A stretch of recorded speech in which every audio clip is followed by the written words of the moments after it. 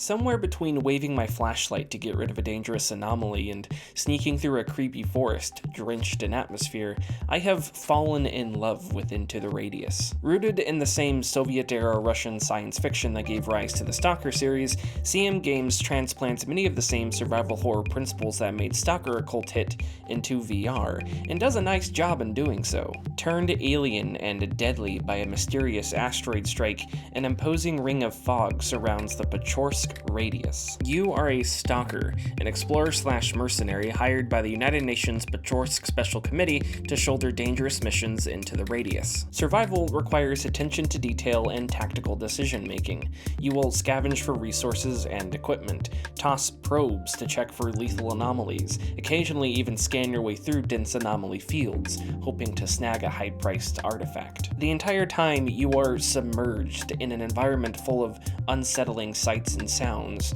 Threats are everywhere, be it anomalies, fatigue, or monsters. In its present early access state, there's still a ton of fixes to be done, finicky controls and dislodged terrain among them. You can grab objects from a distance with Oculus Touch controllers, pressing the trigger and then grip.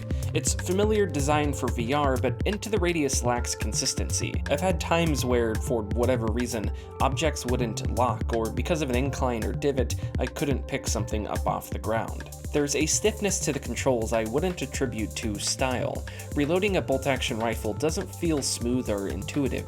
It's easy to drop a magazine as it falls from a weapon, where in other games that have relatively realistic weapon mechanics, catching a mag and reloading is much easier. It doesn't take long to see that Into the Radius is far from a finished product, and understanding that the conversation around the ethics of early access is a much larger topic, what the experience gets right is engrossing enough that it had me looking past much of its unpolished exterior, at least for the 10 or so hours I put into it. Into the Radius is deeply immersive, and it's also an ambitious idea, slow-paced, open-world survival horror that demands the type of attention from players you might expect in a military simulator. In my video about Half-Life Alyx, I talked about how Alyx's gunplay lended the game a sense of modularity, that the weapon you were holding wasn't just an object, but a collection of independent parts you could sense and feel. Into the Radius turns this sensation up a notch, and not just with respect to weapons, but pretty much all of your equipment. With the exception of your backpack and watch,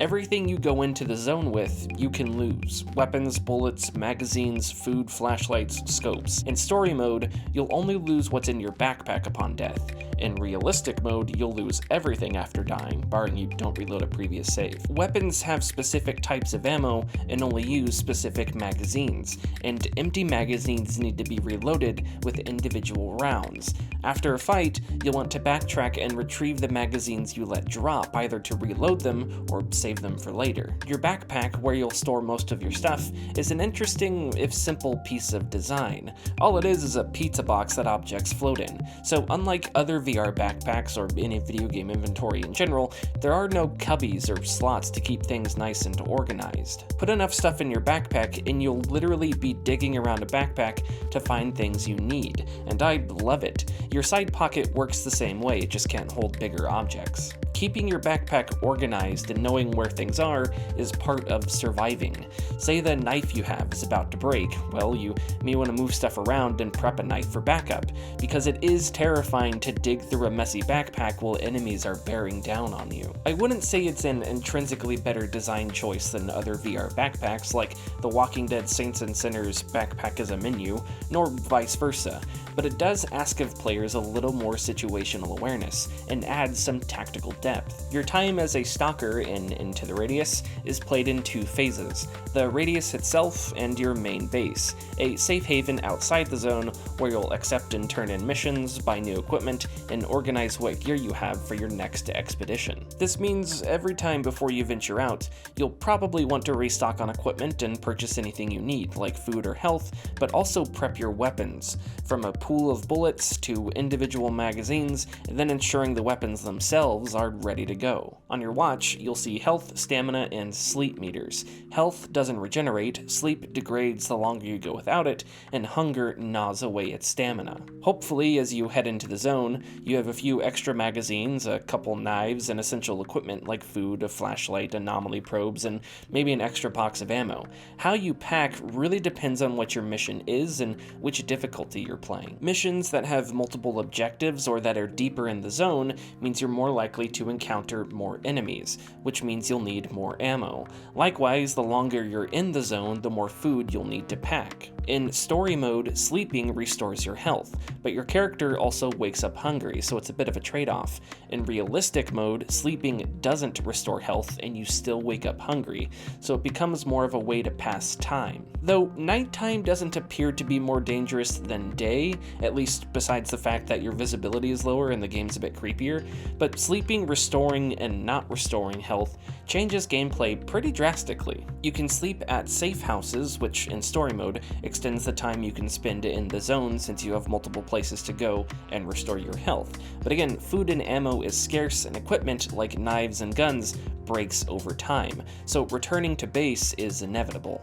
Into the Radius becomes a game of economics. You go into the zone with a mission, complete the mission, exit, and hope the payment you receive makes up for the resources you used during the mission, whether it be food or ammo. That immensely satisfying feeling you get in Stalker, looking at the other more experienced stalkers as if they're untouchable badasses, and eventually reaching that level yourself, I felt with Into the Radius. Thus far, at least for me, you don't meet any other stalkers, but as I completed missions, scavenged, and gained capital and experience, my gear became better, which allowed me to confront more difficult challenges. At the same time, I learned what sounds certain enemies made and how best to fight them. A challenge, I would guess, of trusting players to manage and upgrade their arsenal and educate themselves is that combat and missions then have to fit that context. After my 10 or so hours, I'm still using the starting pistol, a dilapidated Mosin Nagant that I don't have much ammo for, and only recently could afford to purchase a sawed-off shotgun with some ammo. But of the mainline missions I've completed,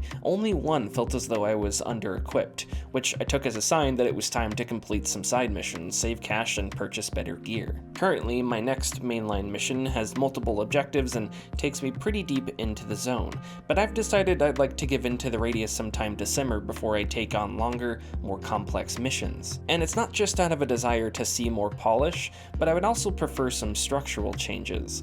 The two difficulty levels, story and realistic, are both enjoyable, but I couldn't help wish there was a third option in between the two. In realistic, you don't see your own position on the map, which means you have to use landmarks like roads and buildings to track your own movements, adding another great layer of difficulty and immersion. Flip side to realistic is that enemies are much more perceptive, the idea being that you're forced to move through the zone more carefully. Problem is, it never felt totally fair. Even by taking my time, moving slowly, and minding not to silhouette myself on hills, enemies tended to see me without much trouble.